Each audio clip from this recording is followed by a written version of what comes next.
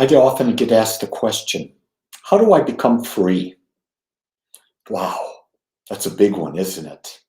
Let's go right down into the depths. And I said, the reason that we can become free is when we have a persistent inquiry into who am I? And when you come to the realization that you're not your body, you're not your ego, but you're this aspect of being, consciousness, soul, individualization of the divine, whatever you want to define it as, that's when you become free. Because you're free then of mental and physical limitations. But when we're identified with the body, we're identified with the mind, the level of freedom will vary tremendously. Because if your body is aching, you're not going to feel free because you have an aching body and you're going to feel limitation. If you're feeling emotion and it's a response to something, you're not going to feel free because you're going to be attached to that emotion. That's a real big thing to understand, is that when there's something that's not what you choose, or it's something that you choose, we become very attached to it. And attachment in and of itself takes away freedom. See, if you become attached to a person, I see this in relationships all the time. When you become attached to a person, you say, well, I'm only going to be intimate with that person. Now, let me really clarify. When I talk about intimate, I'm not talking about anything physical, nothing sexual. I'm talking about being truly authentic, being real with that person and them being real with you. That to me is the ultimate intimacy. But if you say that, you're limiting yourself, because intimacy should be something that you have every day, all day, 24/7.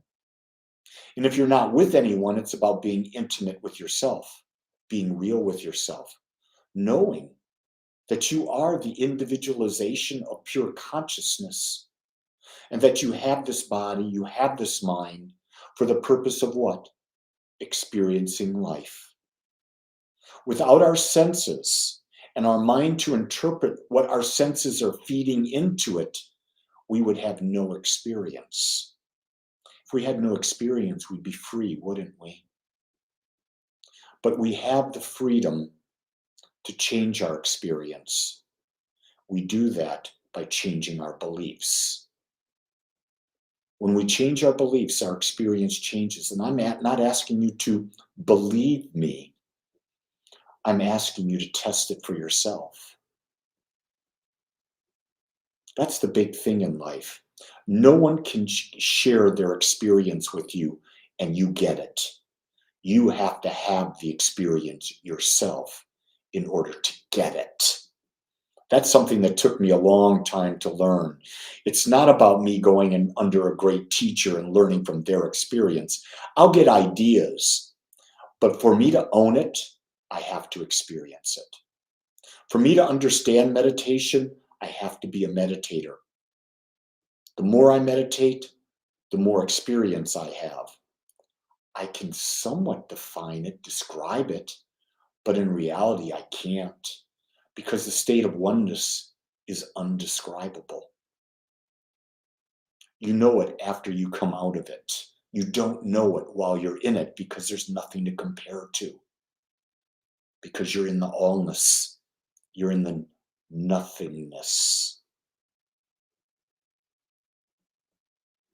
And you wonder, why? I don't know. That's the thing that really helps set me free, is that there are many, many things about life that are a mystery, and that the mind that I'm using in this life cannot begin to understand. So you know what, gang? It's okay to say, I don't know. It's okay. But then the question is, am I fully experiencing everything that I can? Am I fully experiencing my infinite potential?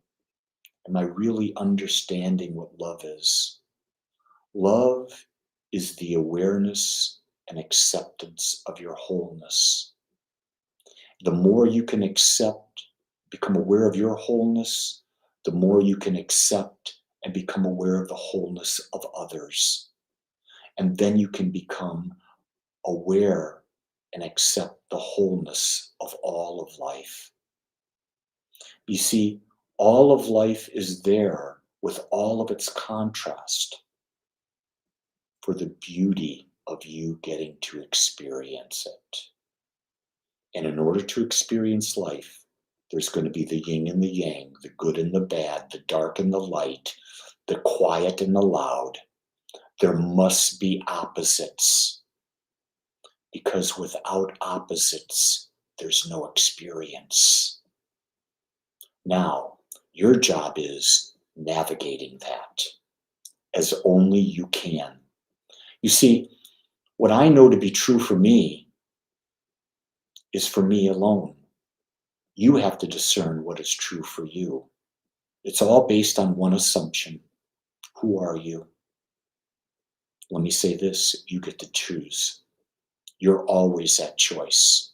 And remember this, whether you make a choice or you don't make a choice, it's a choice. So you're 100% responsible for your life experience. You're not responsible for everything that happens to you, but how you're experiencing it, that's yours. Own it. And when you own it, you're free. Because now you're not a victim. You're the master. You're the creator. Make it a great day, everyone. Much love and aloha.